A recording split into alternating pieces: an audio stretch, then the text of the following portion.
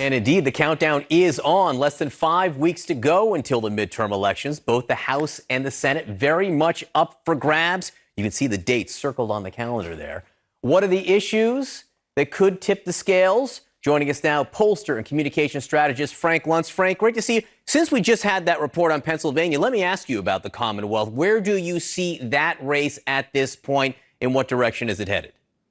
It had been pretty solidly in the Democratic camp up until about 2 weeks ago, when you could see movement in the surveys. At one point, the Democratic nominee had about a 10-point lead, and now it's down in most polls to somewhere between 4 and 6 points. It's clear the Democrats still have the advantage, and this is a Republican-held seat. It is an open seat, but there was a Republican senator before, so this would represent a Democratic pickup, an important pickup should they win. But the race had been tightening. Dr. Oz had started to do advertising, which is having an impact.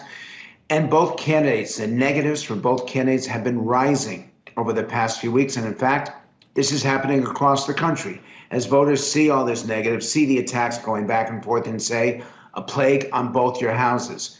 Even as we say that, and as the important Cook political report has moved this race into a toss-up, it is still narrowly Democratic, but it is too close to call. And nationally, as with every election, the economy is a major factor for voters going into an election. Talk about what impact you think that OPEC's announcement yesterday, that they're going to be cutting oil production by 2 million barrels a day, will have for voters if, in fact, we do see, as we anticipate, a rise in gas prices. If we do see that spike, it'll have a significant impact, and it will be harmful for Democratic candidates. Oil prices, as we can see, electricity, gas has dropped over the last 3 months, and that has helped blunt some of the criticisms. And by the way, it's really not inflation that the public responds to. It's costs, prices, and most importantly, affordability. When voters cannot afford to heat their homes, buy their food, and pay their mortgages, they're angry, and they're going to be angry at the party in power.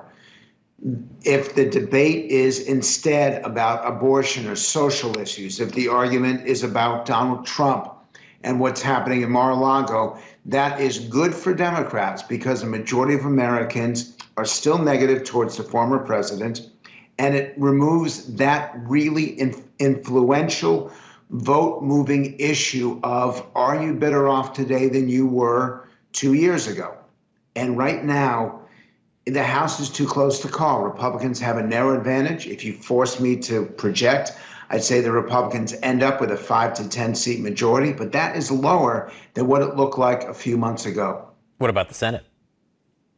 The Senate, I keep reading these reports, and I do focus groups across the country.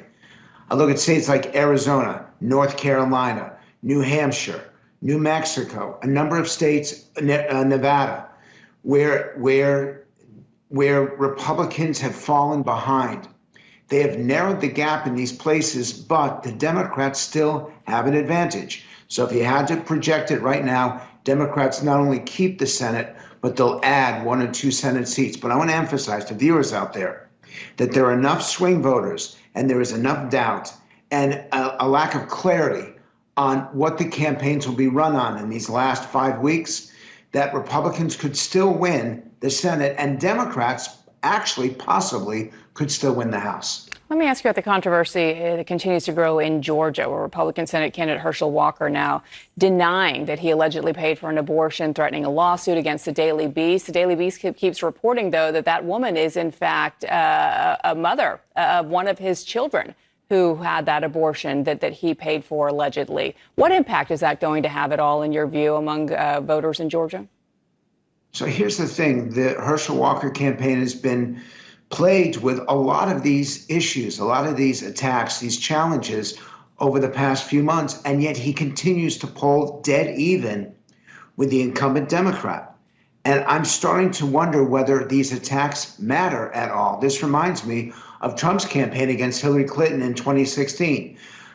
Issue after issue, day after day, the media brought up what appears to be legitimate questions about the candidate and the candidate's history, but it didn't matter. And in Georgia, the number of swing votes, 0. And You asked me about impact. Herschel Walker's negatives are higher than the incumbents, and yet he's dead even. And by the way, the race to watch in that state is the governor's race. Trump tried to defeat the Republican governor because he refused to decertify the election, and that Republican governor is running 10 points ahead right now of Stacey Abrams in a rematch from 4 years ago. That's a big deal. The fact that Herschel Walker's running behind the Republican governor, that's not good news for him. Frank Luntz, great to see you. Thanks for your analysis. My pleasure.